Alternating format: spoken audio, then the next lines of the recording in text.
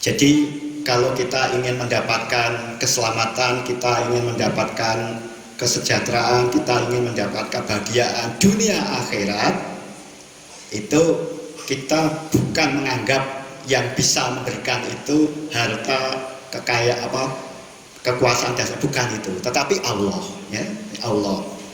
Karena di dalam Quran itu berkali-kali ditegaskan oleh Allah sendiri, yaitu misalnya di dalam surat Al-Ikhlas itu disebutkan Allahus Somad. Allah adalah tempat bergantungnya segala sesuatu. Jadi kalau kita ingin bergantung, itu jangan bergantung kepada yang lain yang sifatnya sementara, tapi bergantung kepada Allah. Saya berkali-kali membaca ayat ini, tetapi suatu ketika saya tersadarkan. Ketika saya hidup di perantauan, saya merasakan hal yang berbeda.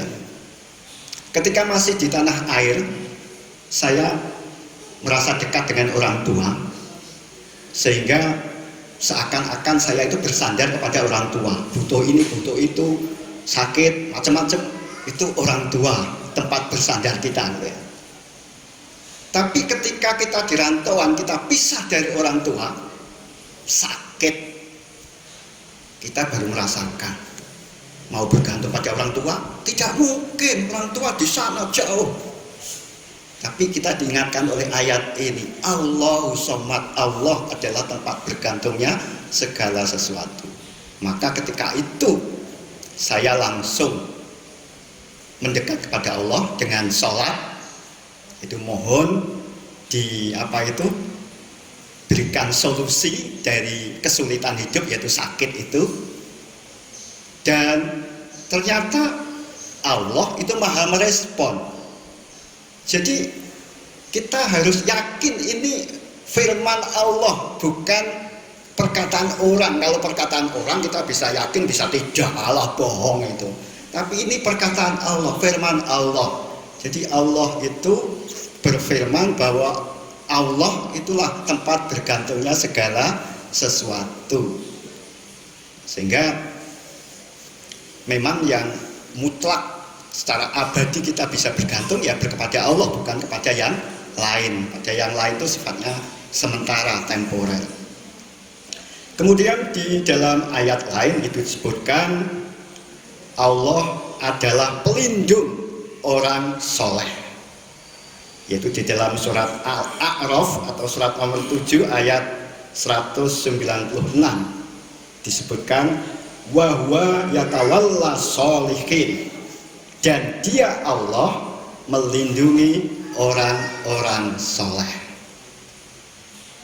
Jadi kalau kita dalam keadaan ada bahaya, kita mencari perlindungan, ya pelindung kita Allah. Tetapi untuk mendapatkan perlindungan Allah itu kita berupaya semaksimal mungkin untuk menjadi orang soleh. Karena di sini janjinya Allah itu, atau statementnya Allah itu bahwa Allah pelindung orang soleh.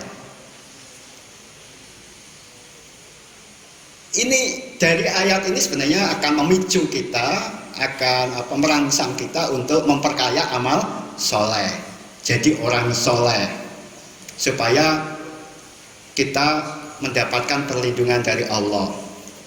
Ya dalam keadaan normal saja kita mungkin tidak begitu merasakan pentingnya perlindungan Allah. Tapi dalam keadaan yang mencekam, jadi misalnya gempa bumi atau gunung meletus yang tidak disangka-sangka terjadi, itu mesti secara naluriah kita butuh perlindungan. Nah perlindungan yang paling itu ya Allah. Nah supaya kita mendapat perlindungan dari Allah itu ya kita jadi orang soleh. Jadi kalau sebenarnya kita itu bisa merasakan sendiri, aku ki wong apik wong elek ya. Ini kalau saya itu kalau masuk bepergian jauh itu, karena saya pengalaman itu pergi ke tempat yang jauh sendirian, Itu kadang-kala itu merasa takut, kok gek-gek terjadi apa-apa gitu ya. Karena pernah pengalaman pertama saya, pengalaman yang pahit. Saya pergi ke Pakistan pertama kali itu seorang diri. Dilalah itu karena saya belum banyak pengalaman naik pesawat dan seterusnya. Itu koper saya mestinya itu selalu saya ambil dari tempat tapi karena sudah pindah pesawat kok kopernya nggak saya ambil, sehingga sampai di tempat tujuan itu koper saya mana nggak ada, ya mungkin masih di tempat sana belum, karena mestinya kalau transit ganti pesawat harusnya kita ambil itu, karena saya belum pengalaman waktu itu. Nah, tetapi setelah itu kemudian kita berpikirlah supaya kita itu kemana-mana itu merasa tenang lah secara psikologis itu, ya kita berusaha semaksimal mungkin untuk jadi orang soleh, supaya nanti sewaktu-waktu ada sesuatu yang membahayakan kita itu ada perlindungan dari Allah Subhanahu wa Ta'ala. Kemudian yang ketiga di dalam Quran juga disebutkan, yaitu bahwa Allah sebagai penjamin ya, untuk solusi dari kesulitan dan rezeki kita. Dalam surat At-Tolak atau surat nomor 65 ayat 2-3 disebutkan, wa may yattaqillah yaj'al lahu makhraja wa yarzuqhu min haitsu la yahtasib. Dan barang siapa bertakwa kepada Allah, Allah akan mengatur baginya jalan keluar dan memberikan rezeki kepadanya dari arah yang tak disangka-sangka. Jadi ini jaminan dari Allah. Takwa. Jadi orang bertakwa itu dijamin ya, ketika ada kesulitan diberikan jalan keluar atau solusi. Kemudian juga diberikan rezeki dari arah yang tak disangka-sangka. Kemudian di dalam surat Al-Quraish itu disebutkan bahwa Allah yang memberi makan dan keamanan kepada kita. Ini kebutuhan basic manusia ya. Siap manusia itu kan butuh makan, butuh aman. Bahkan ini menjadi juga strategi negara. Jadi negara itu akan stabil dan masyarakatnya akan merasa tenang kalau persediaan bahan makanan cukup dan kemudian keadaannya aman, jadi stabilitas keamanannya terjamin. Itu insya Allah negara itu menyenangkan. Nah, Allah ini juga yang akan memberikan keamanan dan makanan kepada kita, sehingga berpegang pada beberapa firman Allah ini sebenarnya ini bisa juga menjadi petunjuk bagi kita. Kita harus apa toh ya hidup di dunia ini.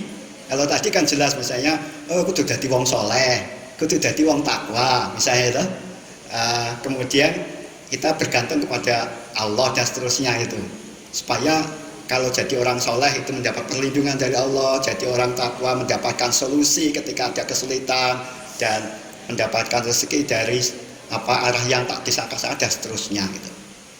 Jadi ini Al-Quran sebagai sumber petunjuk kita. Dan memang kadangkala kita itu ketika membaca Quran itu kita lupa akan fungsi Al-Quran itu. Jadi misalnya ketika membaca tentang Musa dan Fir'aun misalnya,